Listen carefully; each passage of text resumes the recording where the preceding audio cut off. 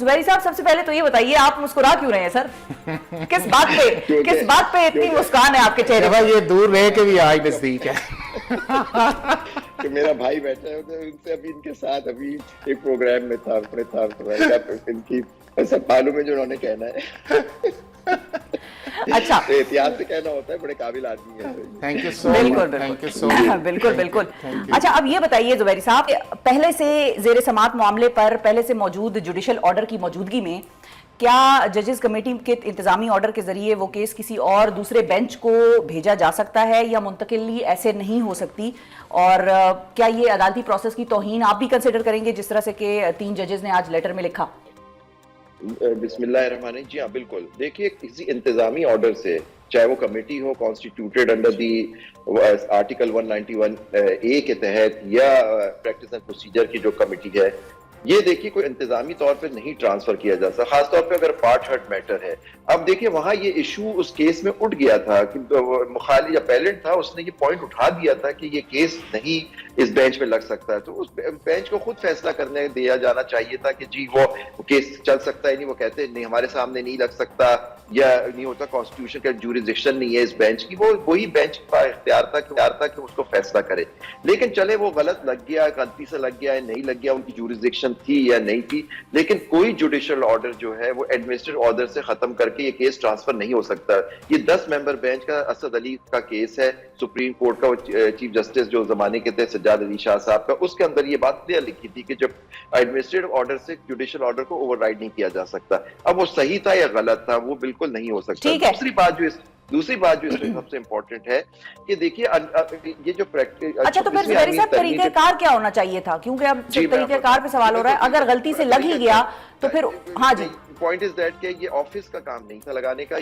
یہ اب دیکھیے کوئی 26ویں آئینی ترمیم کے بعد پریکٹس اینڈ پروسیجر ایکٹ آ گیا جس نے پرانے لا کو اوور رائڈ کر دیا. اس کے تحت 2 کمیٹیز کا ذکر ہے. ایک تو نارمل کمیٹی ہے جو کیس کا فیصلہ کرے گی, جس میں چیف جسٹس, سینئر جج اور کانسٹیٹیوشنل جج ہوں گے, ہیڈ ہوں گے اس کمیٹی کے. لیکن ایک 191A جو کانسٹیٹیوشنل بینچ کی کریشن کا جو آرٹیکل ہے اس کے تحت, اس کے اندر بھی یہ لا میں پرووائڈڈ ہے کہ جو کوئی ہر کیس جو ہوگا اس کمیٹی کے سامنے جائے گا, وہ یہ فیصلہ کریں گے کہ یہ کیس آئینی بینچ کے سامنے چلے گا یا نارمل بینچ کے, اور وہ رائٹنگ میں یہ آرڈر کریں گے.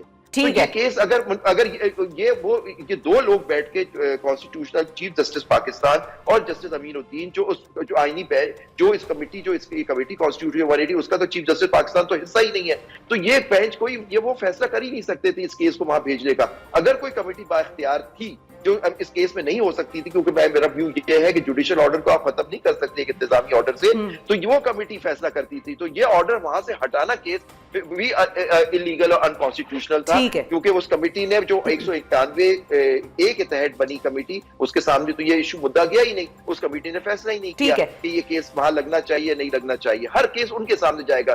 نظر عباس صاحب ہو گئے, کوئی ہو گئے, ان کو شاید انہوں نے دے دیا اس کو سارٹ آؤٹ کرنے کا, لیکن فیصلہ کرنا ہے آئینی بینچ کی کمیٹی نے.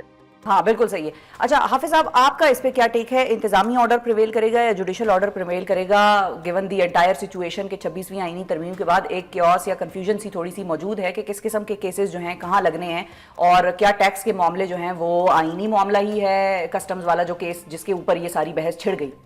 شفا بسم اللہ الرحمن الرحیم, آپ کا بہت شکریہ. نہ جوڈیشل آرڈر پریویل کرے گا نہ ایڈمنسٹریٹو آرڈر پریویل کرے گا کانسٹیٹیوشنل آرڈر. اور کانسٹیٹیوشنل آرڈر یہ ہے کہ پاکستان کا کانسٹیٹیوشن کہتا کیا ہے. پاکستان کا کانسٹیٹیوشن یہ کہتا ہے 26ویں آئینی ترمیم سے پہلے بالکل بات اسی طرح تھی کہ اگر کوئی چیف جسٹس ایک دفعہ کیس فکس کر دیتا تھا تو وہ بینچ جو ہے اس کو چینج نہیں کر سکتا تھا, چاہے وہ پارٹ ہرٹ کی صورت کے اندر آئے یا اس صورت کے اندر بعض دفعہ اس طرح ہوتا تھا کہ جی ججز جو ہیں وہ خود یا اس سے ریسکیو اپنے آپ کو کر لیں کہ جی ہم اس میں نہیں بیٹھنا چاہتے, اور جج صاحب کس چیف جسٹس کے. اچھا اب اس کے اندر یہ ہوا یہ ہے کہ اب چونکہ 26ویں آئینی ترمیم آئی, 26ویں آئینی ترمیم کے اندر سپریم کورٹ کے اندر 2 کمیٹیز بنی, 26ویں آئینی ترمیم کے بعد جو ہے 2 بینچز کام کر رہے ہیں, ایک ریگولر بینچ کام کر رہا ہے, ایک آپ کا کانسٹیٹیوشنل بینچ کام کر رہا ہے. 26ویں آئینی ترمیم کے نیچے آرٹیکل 191 کے نیچے جو ہے ریگولر بینچ کی جورسڈکشن جو ہے وہ ڈیفائن کر کے ریسٹرکٹ کر دی گئی ہے کہ آپ کسی ایسے میٹر کے اندر جہاں پہ کانسٹیٹیوشنل, لیگل اور اس کے بعد ایپلیٹ جورسڈکشن کے اندر یہ دونوں چیزیں آئیں گی, ایڈوائزری جورسڈکشن آئیں گی, اس کا اختیار آپ کو نہیں ہے, وہ صرف پاکستان کے کانسٹیٹیوشنل بینچ کو ہے.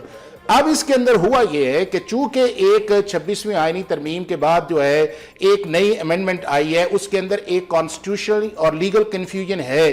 اس کی بنیادی وجہ یہ ہے کہ شفا یہ نئی سسٹم چلے گا جتنی دیر تک آپ پاکستان کی کانسٹیٹیوشنل کورٹ نہیں بنائیں گے یا اس کے بعد جو ہے جو آپ ہائی کورٹس کے اندر کانسٹیٹیوشنل کورٹس نہیں بنائیں گے. چونکہ اس کے اندر یہ ممکن نہیں ہے کہ رجسٹرار ایک ہو، کمیٹیز دو ہوں، بینچ دو بیٹھ کے کام کریں اور اس کے بعد رجسٹرار بیچارہ کہ میں کروں گا کیا. اب اس کیس کے اندر جو ہے یہ پریکٹس اینڈ پروسیجر کی جو ریگولر کمیٹی ہے اس نے کیس فکس کیا ہے، اس کی جو لسٹ ہے جس کے نیچے یہ لگا ہے. چونکہ جسٹس منصور صاحب کے پاس اس سے پہلے بھی ٹیکس میٹرز گئے ہیں اور آپ نے کامرس میں دیکھا کبھی انہوں نے کہا میں کیا کروں، اب امینڈمنٹ آ گئی ہے. ایک اور بات بھی بینچ جو ہے وہ آئے گا، جہاں محسوس ہو کہ فیصلہ کے خلاف ہو سکتا ہے تو کیس ہی بینچ سے واپس لے لیا جائے. نہ یہ نہیں ہے. دیکھیں یہ بھی ان کی سٹیٹمنٹ ہے. جج اگر یہ کہتا ہے کہ جی اگر حکومت کے خلاف حکومت کو محسوس، اس کا مطلب اسے اپنا مائنڈ ڈسکلوز کر دیے. ہوتا یہ ہے اس چیز کے اندر یہ ہے کہ چونکہ بہت سارے ٹیکس اور کسٹم کے کیسز جو ہے وہ جسٹس منصور صاحب نے 26 کانسٹیٹیوشن امینڈمنٹ کے بعد ڈیسائیڈ کیے ہیں. اس کے اندر پوائنٹ یہ نہیں آیا. اگر پوائنٹ اس حد تک رہتا کہ جی کسٹمز کا جو انٹرپریٹیشن ہے وہاں تک آئے گی کہ سیکشن 231A ہے یا نہیں ہے، لیکن اگر آپ ہیئرنگ کے اندر جا کے ایف بی آر کا کاؤنسل یہ کہے کہ سر آپ کا اختیار نہیں ہے، آپ ادھر بھجوائیں اور جج صاحب کی آبزرویشن آ جائے کہ اب ہم دیکھیں گے کہ 191 کیسا ہے، کانسٹیٹیوشنل بینچ کی جورسڈکشن کیا ہے، ریگولر بینچ کی جورسڈکشن کیا ہے، انڈیپینڈنس آف جوڈیشری کے. آپ 17 جو جنوری اس کا آرڈر تو دیکھیں نا، وہاں پہ امریکہ کی ججمنٹس کوٹ کی گئی ہیں اور ایک آرڈر ایسا انوائرمنٹ کریٹ کیا گیا کہ وہ جو کانسٹیٹیوشنل ڈومین تھا جس کے اندر کانسٹیٹیوشنل بینچ کو جانا چاہیے تھا اس کے اندر پاکستان کا ریگولر بینچ کیا. اب ہوا یہ ہے کہ جب وہ پریکٹس اینڈ پروسیجر کمیٹی نے اس کو کیا، چونکہ غلطی سے لگا، غلطی سے اس لیے نہیں لگا میں سمجھتے ہوں کہ وہ کیس جاتے تھے یا تو اس روٹین کے کیسز نہ جاتے ہوں نا، وہ جاتے تھے وہاں کے اوپر جا کے ایک نئی چیز سامنے آئی. جب وہ نئی سامنے آئی تو اس بینچ کے وہ جو کمیٹی تھی اس کے پاس واپس گیا اور کمیٹی نے اس کمیٹی کو دوسری طرف بھجوایا اور انہوں نے آگے سے آگے ایکشن کر لیا. تو میں یہ سمجھ اس حد تک کہ اگر کسٹمز ایکٹ تک معاملہ رہتا تو کوئی پرابلم نہیں تھا، لیکن اگر آپ اپنی آبزرویشنز کے اندر vice versa independence of judiciary جو ہے یا آپ constitutional bench vice versa regular bench کریں تو وہ آپ کی جورسڈکشن نہیں ہے. اور جب وہ آپ کی جورسڈکشن نہیں ہے تو اس کے اندر اگر آپ کیس چلائیں گے تو وہ جوڈیشل آرڈر نہیں ہے. چونکہ پاکستان کا کوئی بھی جج ہے، چاہے وہ سپریم کورٹ کا ہے یا سول جج ہے، اس نے آئین اور قانون کی جو جورسڈکشن ہے اس کے نیچے رہ کے اس نے اپنے رائٹ کو یا اپنی جورسڈکشن. لیکن حافظ صاحب آبزرویشنز تو تب آئیں گی نا جب اگر وہ ایک سماعت کر رہے ہیں اس کیس کی اور اچانک ان کو پتا چلتا ہے کہ بھئی یہ کیس کہیں اور ٹرانسفر ہو گیا اور غلطی سے لگا جو بھی تھا. نہیں وہ اگلی ڈیٹ پہ آیا. آپ آرڈرز کو دیکھیں نا، آرڈرز جو ایک ہوتی ہیں آبزرویشنز، ایک ہوتے ہیں آرڈر. آپ کے جو 3 آرڈرز ہیں وہ ریفلیکٹ کیا کر رہے ہیں؟ وہ ریفلیکٹ جو ہیں صرف کسٹم ایکٹ کو نہیں کر رہے. اگر تو کسٹم ایکٹ تک وہ ریفلیکٹ کرتے تو شاید یہ چیزیں نہیں آنی تھی. جب آپ نے اپنی ڈومین کو کراس کر کے آپ دوسرے کی ڈومین کے اندر گئے تو پھر ساروں نے الرٹ تو ہونا تھا نا کہ پاکستان کی سپریم کورٹ کو انڈیپینڈنٹ تو نہیں ہے نا. پاکستان کی سپریم کورٹ آپ کو آئینی ترمیم اچھی لگے یا آپ کو آئینی ترمیم اچھی نہ لگے، وہ آپ کا لا آف دا لینڈ ہے، وہ پاکستان کا کانسٹیٹیوشن ہے، وہ بھی چیلنج ہوا ہے، وہ ایک اور بات ہے. لیکن جتنی دیر وہ چیز ہے اتنی دیر تک آپ اپنی ڈومین سے باہر نہیں نکلتے. اگر آپ اپنی ڈومین سے باہر نکلتے ہیں تو اس کا مطلب یہ ہے کہ پہلے آپ جوڈیشل ایکٹیویزم پہ تھے، پھر آپ ریڈنگ انٹو دا کانسٹیٹیوشن پہ چلے گئے، اور جب کلیئر کٹ آپ کا کانسٹیٹیوشن 191 ایئر کلاس 3 4 5 نہیں دیتی تو پھر کانسٹیٹیوشنل ڈیویشن ہے. اور اس ڈیویشن کے اندر جو پیچھے لوگ تھے جو اس کمیٹی کے تھے جنہوں نے کیس بھجوایا اس لیے کہ یہ کانسٹیٹیوشن انٹرپریٹیشن نہیں ہے، انہوں نے اس کیس کو واپس کیا اور واپس کر کے جس طرح زبیری صاحب کہہ رہے ہیں اب وہ کانسٹیٹیوشنل بینچ کے، اور جس نے غلطی کی اس غلطی کی سزا اس شخص کو مل گئی ہے. تو کیا غلطی سے اگر کیس لگ جائے تو اس کے اوپر آپ ایسی پروسیڈنگ کو انیشیٹ کریں اور آپ کنٹیمپٹ کریں؟ اصل میں کنٹیمپٹ جو ہے وہ انڈائریکٹلی جو ہے وہ اس پریکٹس اینڈ پروسیجر کے نیچے جو کمیٹی ہے اس کو ریفلیکٹ ہے. اس نے تو آج ڈیفنس لے لیا کہ میں نے جو کیا ہے اس کمیٹی کے کہنے پہ کیا، میری تو انڈیپینڈنٹ رائے کوئی نہیں ہے. تو اگر اس نے کر دیا ہے تو یہ فیصلے جو ہیں وہ کورٹس میں نہیں ہوتے، وہ چیمبرز کے اندر بیٹھ کے لیٹر سے نہیں ہوتے. اور جو 8 سال سے شفا لیٹر چل رہا ہے ہمیں اس سے اوائڈ کرنا چاہیے. اس سے انڈیپینڈنس آف جوڈیشری کے ساتھ ساتھ جو ہے ہماری جوڈیشری کی کریڈیبلٹی جو ہے اس کے بھی جو ہے وہ چیزیں جو ہے وہ کافی کم ہو گئی ہیں.